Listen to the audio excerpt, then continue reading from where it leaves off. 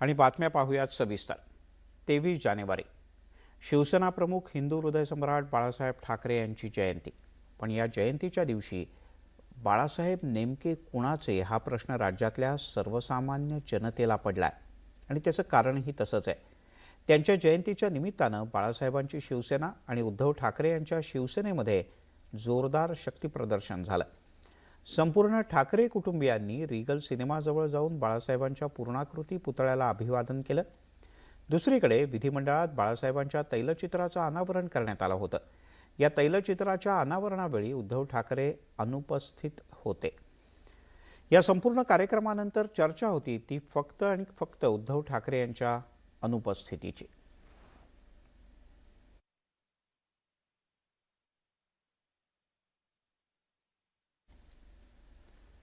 शिवसेना पक्षप्रमुख दिवंगत बाळासाहेब ठाकरे यांच्या जयंतीच्या निमित्तानं विधान भवनात त्यांच्या तैलचित्राचं अनावरण करण्यात आलं। मुख्यमंत्री एकनाथ शिंदे, उपमुख्यमंत्री देवेंद्र फडणवीस यांच्या हस्ते हा सोहळा पार पडला। या कार्यक्रमात विविध राजकीय पक्षांचे नेते, मनोरंजन आणि अन्य क्षेत्रातील विविध मान्यवर उपस्थित होते। चित्रकार किशोर नादवडेकर यांनी हे तैलचित्र साकारलं असून विधान भवनातील मुख्य सभागृहात ते लावण्यात आलं आहे।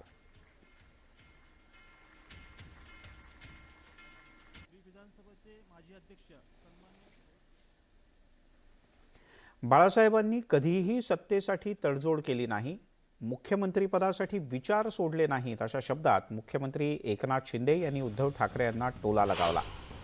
बाळासाहेब ठाकरे यांच्या तैलचित्राचं अनावरण झालं त्या सोहळ्यात ते बोलत होते। बाळासाहेब रिमोट कंट्रोल चालवायचे, हा रिमोट त्यांनी स्वतःसाठी नव्हे तर जनतेसाठी वापरला असे गौरवोद्गार मुख्यमंत्र्यांनी काढले। एकदा शब्द दिला की तो फिरवायचा नाही ही बाळासाहेबांची शिकवण होती आणि तीच आम्ही पाळतोय असं त्यांनी नमूद केलं। त्यांनी कधी मतांवर डोळा ठेवून राजकारण केलं नाही।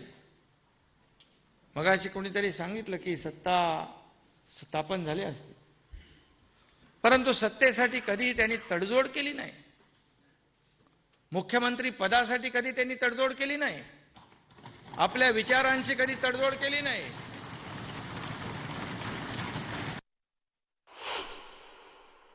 बाळासाहेब एकदा बोलले की बोलले, शब्द दिला की दिला। ते म्हणायचे एकदा 100 वेळा विचार करून शब्द द्या, परंतु एकदा शब्द दिल्यानंतर तो शब्द फिरवायचा नाही। कमिटमेंट म्हणजे कमिटमेंट, आणि तीच आम्ही त्यांच्याकडून शिकलो।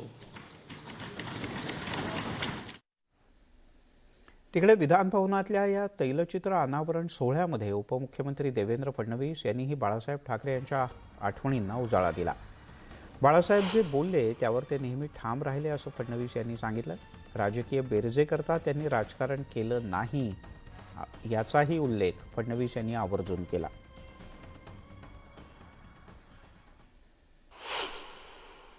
बाळासाहेबांबद्दल बोलायचं झालं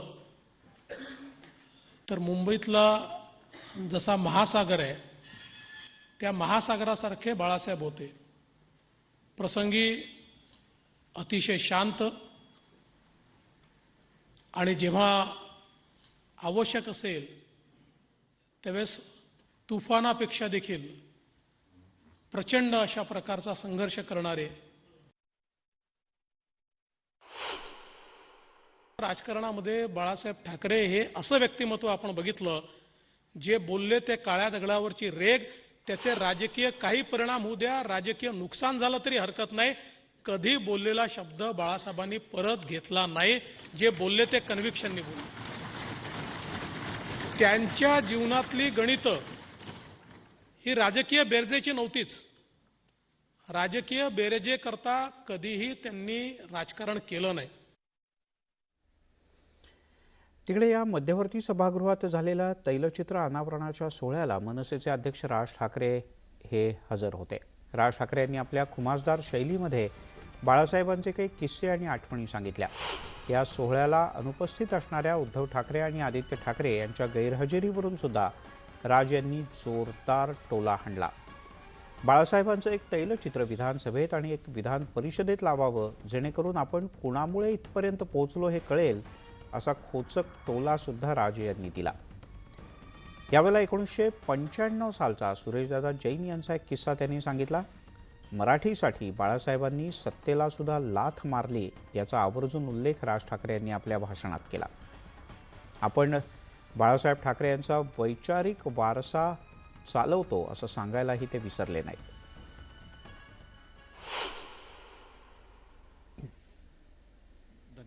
की अजून असावीत, एक विधान परिषदेच्या सभागृहात असावं आणि एक विधानसभेमध्ये खाली असावं, म्हणजे अनेकांना कळेल आपण कोणामुळे इथपर्यंत आलो. आज इथे उपस्थित असलेले अनेक जण आणि उपस्थित नसलेले अनेक जण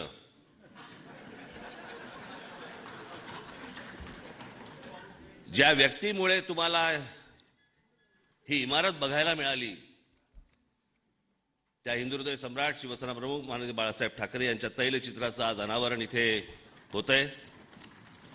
शेकड्याने लोक इथे आली. माननीय बाळासाहेबांनी त्यांना इथे पाठवलं.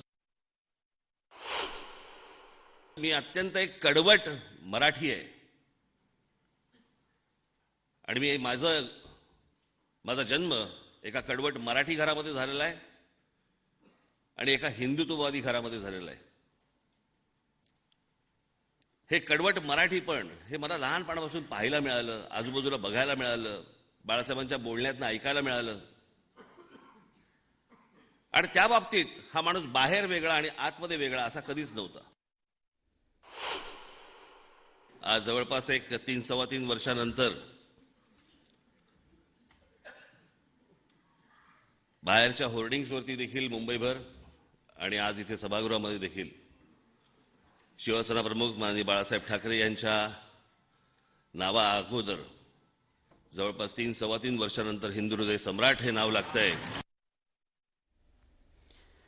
उद्धव ठाकरे यांनी आज षण्मुखानंद सभागृहात शिवसैनिकांशी संवाद साधताना शिंदेंच्या पक्षावर आणि भाजपवर जोरदार हल्ले चढवले. गद्दार विकत घेता येऊ शकतात, मात्र गर्दी विकत घेता येत नाही असा टोला उद्धव ठाकरे यांनी लगावला. देश आता हुकुमशाहीच्या दिशेनं जात असल्याचं त्यांनी म्हटलं. बाळासाहेब ठाकरे यांचं तैलचित्र लावताना सत्ताधाऱ्यांचा हेतू वाईट असल्याचं त्यांनी म्हटलंय. तुम्ही मोदींचा फोटो लावा, आम्ही बाळासाहेबांचा फोटो लावतो, आमने सामने येऊन लढू असं थेट आणि खुलं आव्हान उद्धव ठाकरे यांनी भाजपला दिलंय. मुंबई महानगरपालिकेतील एफडीचा उल्लेख करत मुंबईला कंगाल करण्याचा डाव असल्याचा आरोप सुद्धा त्यांनी केला.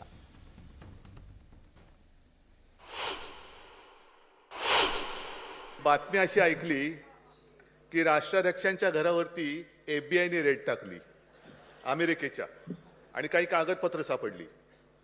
मग लगेच आपले जे काही इथली लोक आहेत ना, खोकेवीर, त्यांनी सांगितलं, अरे असं तू कसं जगणार, ना झोपेचा पत्ता ना खायचे वांदे, सगळेच वांदे. भाजपाते नाही तर मिंदे गटात ते बघ सगळं मस्त. हर्षवर्धन पाटलांनी सांगितलेलंच आहे. त्याच्यामुळे उद्या कदाचित अशी बातमी येण्याची शक्यता आहे की अमेरिकेचे राष्ट्राध्यक्ष मिंदे गटात किंवा भाजपात गेले, तर काय आश्चर्य वाटायची गरज नाही. ज्या कलाकारांनी जे चित्र चितारलं असेल त्यांचा मला काही अपमान नाही करायचा, पण त्यांना व्यवस्थित वेळ दिला गेला आहे का हे त्यांना विचारणं गरजेचं आहे. कारण घाई गडबडीमध्ये काहीतरी रंगवून ठेवायचं आणि हे तुझे वडील, अजिबात नाही. संजय, तुम्ही जे बोललात ना की वडील चोरणारी अवलाद, मी बोललो होतो दसरा मेळाव्यामध्ये, चोरता चोरता मला एवढंच सांगायचं की स्वतःचे वडील लक्षात ठेवायचे, ते विसरायचे तुम्ही. वडील कोण काय माहिती, कारण इकडे शिवसेना प्रमुखांचे विचार, तिकडे मोदी का आदमी, तिकडे काल म्हणाले शरद पवार गोड माणूस. नक्की कोणाचे फोटो लावणार तुम्ही आणि कोणाचं तुम्ही हे करणार. बरं, आपली आघाडी महाविकास आघाडीचं सरकार असताना सरकार का पडलं, तर ना हिंदुत्व सोडलं आणि हे शरद पवारांच्या आहारी गेले. आणि काल सांगतात शरद पवार खूप गोड माणूस आहे, मी फोनवरून त्यांचं मार्गदर्शन घेत असतो. मग मी काय घेत होतो. तर ही अशी माणसं आहेत सगळी. तुमचं कृती चांगली असेल, बाळासाहेबांचं तैलचित्र लावताय, आनंद आहे, अभिमान आहे, पण त्यामागचा हेतू तुमचा वाईट आहे. कोश्यारींनी दूर होण्याची इच्छा व्यक्त केली, फार लवकर शहाणपण सुचलं. कारण म्हणजे हाकलून न्यायला पाहिजे अशा माणसाला, महाराष्ट्र द्वेष्टा माणूस. मी मागे सुद्धा म्हटलं होतं की विधान भवनात गेल्यानंतर सगळ्या आपल्या महापुरुषांची आणि सगळी जी काही आपली दैवत आहेत त्यांचे फोटो आहेत, त्यांच्या तसबिरी आहेत, त्यांचा अपमान करणारा माणूस आज बाळासाहेबांचं तैलचित्र तिकडे लागतंय आणि त्याच निमित्ताने हा घरी जायची वाट बघतोय किंवा परवानगी मागतोय. नशीब म्हणजे तसं काय तो त्यांनी जर अपमान केला तर याच्या पुढे तर सोडायचं नाहीच. खासदार संजय राऊत यांनी शिवसैनिकांच्या मेळाव्यात बोलताना शिंदेंच्या पक्षावर जोरदार टीका केली. शिंदेंच्या पक्षातील आमदारांवर संजय राऊत यांनी चौफेर हल्ले केले. माननीय उद्धवजी ठाकरे हे सुद्धा आपले सदैव पक्षप्रमुख,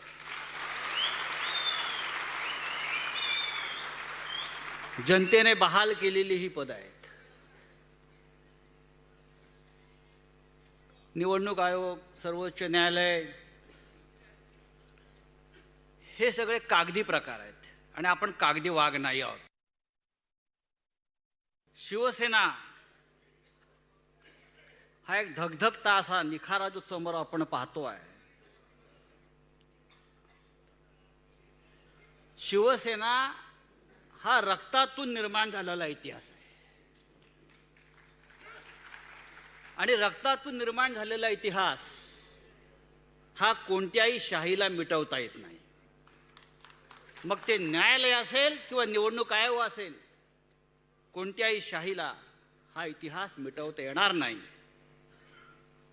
हे लक्षात घेतलं पाहिजे. शिवसेना अखंड आणि अभंग आहे. शिवसेना एकच आहे. दुसरी शिवसेना या देशात आणि महाराष्ट्रात निर्माण होऊ शकत नाही, लक्षात घ्या.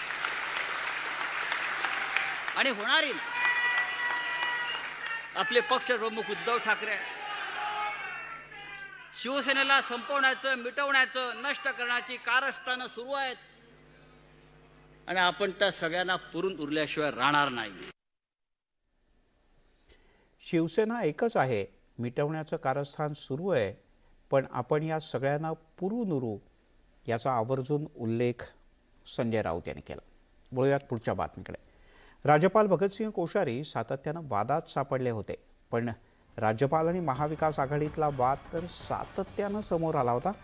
आघाडीतल्या नेत्यांनी राज्यपालांवर अनेकदा टीकेची झोडही उठवली, पण आता राज्यपालांनी थेट पंतप्रधान नरेंद्र मोदी यांच्याकडे राज्यपाल पदाचा राजीनामा घेऊन मला यातून मोकळं करा अशी मन की बात बोलून दाखवल्याचं कळतं. या संदर्भात राजभवनानं एक पत्रक प्रसिद्धीला दिलंय. नुकत्याच झालेल्या पंतप्रधान नरेंद्र मोदी यांच्या मुंबई दौऱ्याच्या वेळेला आपण राजकीय जबाबदारीतून मुक्त होऊन जीवनातला उर्वरित काळ अध्ययन, मनन आणि चिंतनात व्यतीत करू इच्छितो अशी इच्छा राज्यपाल भगतसिंह कोश्यारी यांनी पंतप्रधान नरेंद्र मोदी यांच्याकडे बोलून दाखवल्याचं कळतं.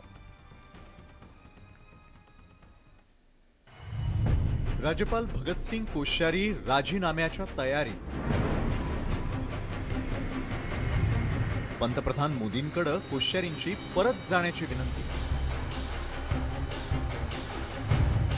राजभवनात कोश्यारींचं मन रमेना. महाविकास आघाडीला जेरीस आणणारे आणि वक्तव्यांमुळे सतत वादात सापडणाऱ्या राज्यपाल भगतसिंग कोश्यारींना आता राज्यपाल पदावर राहण्यात रस राहिलेला नाहीये.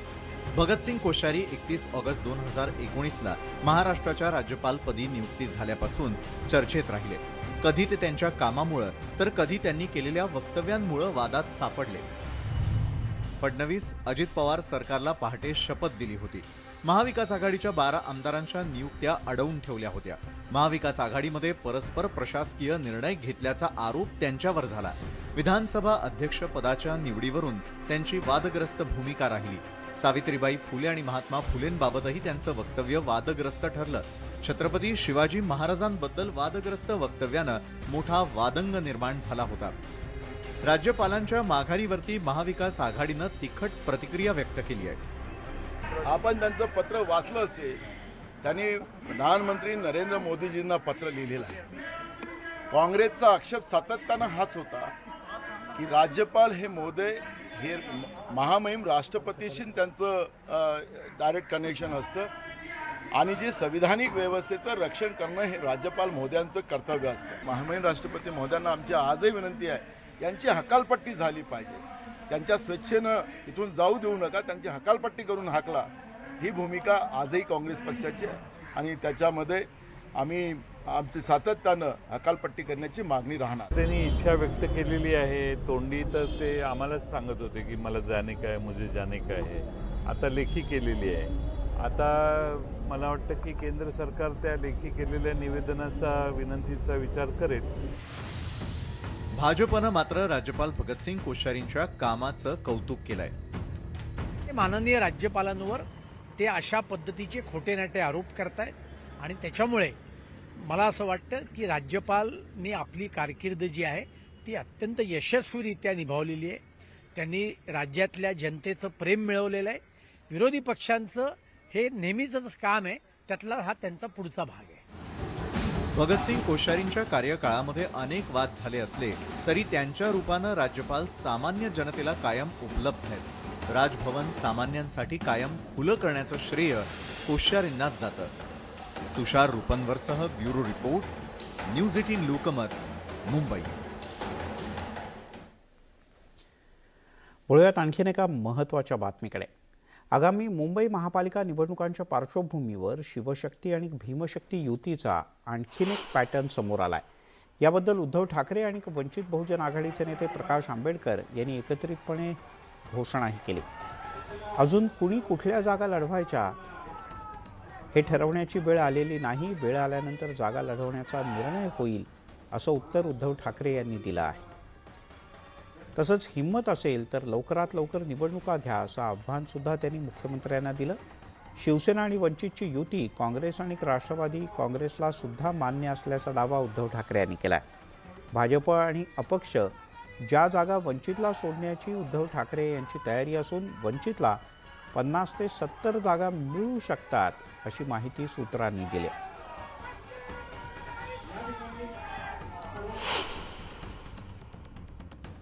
एक वैचारिक प्रदूषणातून देशाला मोकळा श्वास घेण्यासाठी आणि देशातील लोकशाही जिवंत ठेवण्यासाठी घटनेचं महत्व, संविधान हे त्याचं महत्व आणि पावित्र्य आभारी ठेवण्यासाठी म्हणून आम्ही दोघं एकत्र येत आहोत. ठीक आहे, पुढे राजकीय वाटचाल कशी असेल, आणखी पुढे काय करता येईल, या सगळ्या गोष्टीचा त्या वेळेला जेव्हा जशी वेळ येईल तेव्हा आम्ही विचार विनिमय करून पुढे जाऊच. महाविकास आघाडीमध्ये ज्या ज्या पक्षांनी आपापल्या मित्र पक्षांचं हित सांभाळायचं आणि एकूण जर आपण एकत्र आलो नाही तर मग वैयक्तिक युतीला काय फायदा. वैयक्तिक म्हणजे 2 पक्षाची युती केली आणि महाविकास आघाडीमध्ये काहीतरी 3 तिघाड्या असं करून ठेवलं तर मग या भारत किंवा देश प्रथम हा जो काही सामायिक हेतू आहे त्या हेतूलाच तडा जातो. आणि म्हणून मला असं वाटतं की प्रकाशजी, तुमची आणि आमची शिवसेना आणि दलित वंचित आघाडीची युती तर झालीच आहे, पण त्याचबरोबर आपण महाविकास आघाडीचे सुद्धा एक घटक पक्ष म्हणून पुढे वाटचाल करायला कोणाची काही हरकत नाही. महाराष्ट्राचं एक नवीन त्याला म्हणता येईल की कार्यक्रमावरती, विकासावरती आपण आणलं पाहिजे अशी असणारी जी परिस्थिती आहे ती. कडू यांनी आपली इच्छा स्पष्टपणे बोलून दाखवली. पाहुयात कडू यांची नेमकी इच्छा काय आहे आणि त्यांना कोणत्या मंत्रालयाचं मंत्रिपद हवंय. बच्चू कडूंना पुन्हा मंत्रिपदाचे वेध. दिव्यांग मंत्रालय हवंय बच्चू कडूंना. मंत्रिपद नको म्हणणाऱ्या बच्चू कडूंची मंत्रिपदासाठी फिल्डिंग. शिंदे फडणवीस सरकार सत्तेत आल्यापासून बच्चू कडू मंत्रिपदाच्या आशेवर आहेत. पहिल्या मंत्रिमंडळ विस्तारात स्थान न मिळाल्यानं बच्चू कडू नाराज होते.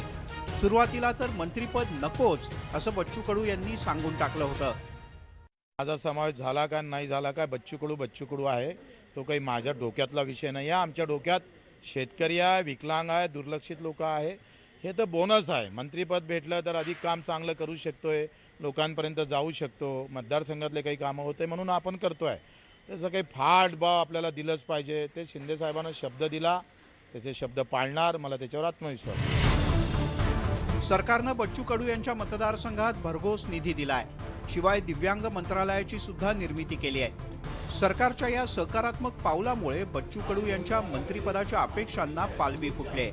आता त्यांनी थेट दिव्यांग मंत्रालयावरतीच दावा ठोकलाय. विरोधक जर स्थिर असतं तर आम्ही अस्थिर राहू शकलो असतो, पण विरोधकच तुम्हाला माहीत आहे काय स्थिती आहे तर.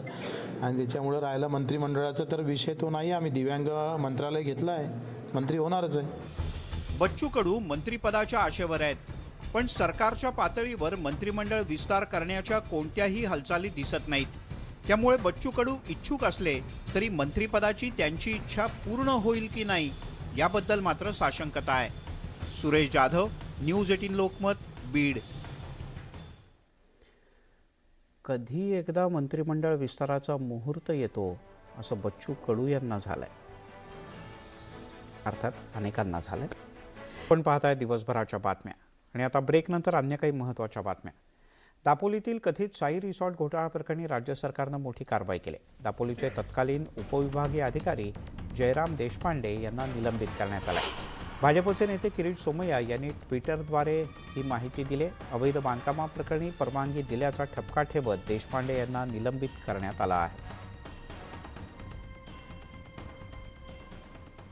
तिकडे अंधश्रद्धा निर्मूलन कायदा रद्द करण्याची आग्रही मागणी साधू महंतांच्याकडून करण्यात आली. हा कायदा रद्द करण्याच्या मागणीसाठी नाशिकच्या रामकुंडावर एक आंदोलन करण्यात आलं. मौलाना आणि पादरींनी चमत्कार सिद्ध केले तर त्यांना 51 लाख रुपयांचं बक्षीस यावेळी जाहीर करण्यात आलं. अंधश्रद्धा निर्मूलन कायदा रद्द करण्याच्या मागणीसाठी 10 आखाड्यांच्या साधू महंतांनी आंदोलनाचा पवित्रा घेतला. हिंदू धर्माला अनिसकडून टार्गेट केलं जात असल्याचा आरोप साधू महंतांनी केला. बागेश्वर बाबा अर्थात धीरेंद्र शास्त्रींच्या चमत्काराच्या दाव्यानं देशभरात खळबळ माजली. महाराष्ट्रातील साधू महंतांनी बागेश्वर बाबाला पाठिंबा देण्याची भूमिका घेतली. मी चमत्कार करतो असा दावा बागेश्वर बाबांनी केलाच नसल्याच्या मुद्द्याकडे महंतांनी लक्ष वेधलं. मौलाना पादरींना चमत्कार सिद्ध करण्याचं आव्हान यावेळी देण्यात आलं. चमत्कार सिद्ध केल्यास 51 लाखांचा चेक तयार असल्याचं अनिकेत शास्त्रींनी स्पष्ट केलं. जे मौलाना पादरी इतर धर्मियांचे जे लोक आहे, जे धर्माच्या नावाखाली जनतेची फसवणूक करतात, दैवी शक्ती असल्याचा दावा करतात, त्यांना 51 लाख रुपयाचं बक्षीस देत आहोत, आवाहन करत आहोत. त्यांनी त्यांची दैवी शक्ती सिद्ध करावी. ते जे सांगतात की जमजम का पाणी आणि आदी अनेक गोष्टींमुळे किडन्या, एड्स, कॅन्सर आदी दुर्धर आजार ते बरे करतात, तर त्याला आमचं खुलं चॅलेंज आहे. बागेश्वर बाबाला पाठिंबा देताना साधू महंतांनी अद्भुत शक्तीच्या मुद्द्यावर रोखठोक भूमिका घेतली. बागेश्वर बाबा अद्भुत शक्तीचा दावा करत असेल तर ते सुद्धा निंदनीय असून त्याचं समर्थन होऊ शकत नसल्याची भूमिका महंतांनी घेतली. तसंच दिवंगत नरेंद्र दाभोळकर आणि त्यांच्या कार्यकर्त्यांच्या उद्देशात मोठी तफावत असल्याचा आरोप यावेळी करण्यात आला. अनेक साधू संतांची शृंखला आपल्याकडे आहे समाज सुधारणेची, पण हे एवढं मोठं इतिहास असताना आज अंधश्रद्धा निर्मूलनचे दाभोळकरांचे जे अनुयायी आहे ते मात्र फक्त आणि फक्त हिंदू धर्मियांवरती आक्रमण करतात आणि त्यांच्यावरती गुन्हे दाखल करतात. लोकांच्या मनातील गोष्टी आपण दिव्य दृष्टीनं ओळखतो असा दावा बागेश्वर बाबानं केला. त्यांनी हा चमत्कार सिद्ध करून दाखवावा असं आव्हान अंधश्रद्धा निर्मूलन समितीनं दिलं. यावरून अनिस आणि बागेश्वर बाबांचे भक्त आमने सामने आले. आता संत महंतांनी यात उडी घेतल्यानं हा वाद लवकर शमण्याची चिन्ह दिसत नाहीये. लक्ष्मण घाटोळ, न्यूज 18 लोकमत, नाशिक. या सगळ्याच्या पलीकडे जाऊन भगवद्गीतेत सांगितलंय, कर्म करा, स्वतःच्या समाजाच्या हिताकरता, उद्धाराकरता कर्म करा.